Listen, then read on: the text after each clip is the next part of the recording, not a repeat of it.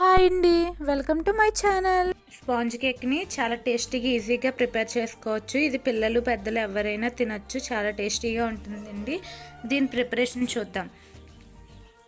ముందుగా ఒక బౌల్లో 4 కోడిగుడ్లు వేసి, కప్పు మైదా పిండికి కప్పు పంచదార, కప్పు వెన్నపూస అండి, ఇది హోమ్ మేడ్ వెన్నపూస వేసి బాగా విస్కర్తో కానీ బీటర్తో కానీ బాగా బీట్ చేసుకోండి. ఎంత బాగా బీట్ చేసుకుంటే అంత స్పాంజ్లా వస్తుంది కేక్. ఇలా బీట్ చేసుకున్న తర్వాత ఇందులో కప్పు మైదా పిండి వేసి విస్కర్తో ఒకే డైరెక్షన్లో కలుపుకోండి. మీ దగ్గర స్పాచ్లా ఉంటే కట్ అండ్ ఫోల్డ్ మెథడ్లో కలుపుకోండి.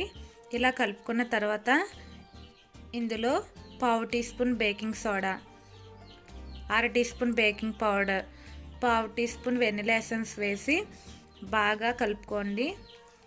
ఇది మీరు ఎంత బాగా కలుపుకుంటే అంత స్పాంజ్లా వస్తాయండి కేక్.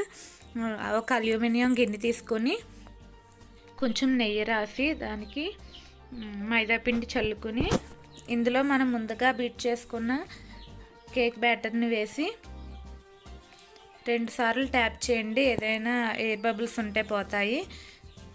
స్టవ్ వెలిగించి విస్క్ కానీ సాల్ట్ కానీ వేసి ఒక స్టాండ్ పెట్టి మూత పెట్టి హీట్ అవనివ్వండి. ఇది కుక్కర్లోనే కాదు, మామూలు గిన్నెలో కూడా చేసుకోవచ్చు.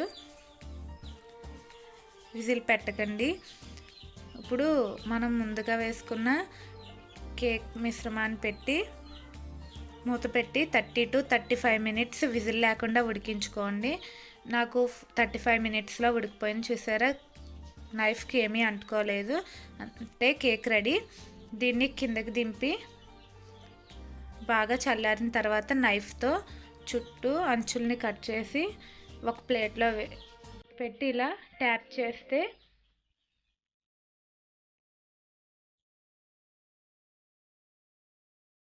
చూడండి ఎంత స్పాంజ్లా వచ్చిందో.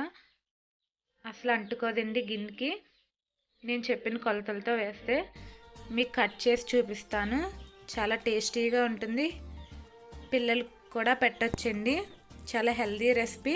నేను ఇందులో నాటుకోడి గుడ్లు ఉపయోగించానండి, అందుకని బాగా పసుపు రంగులో ఉంది.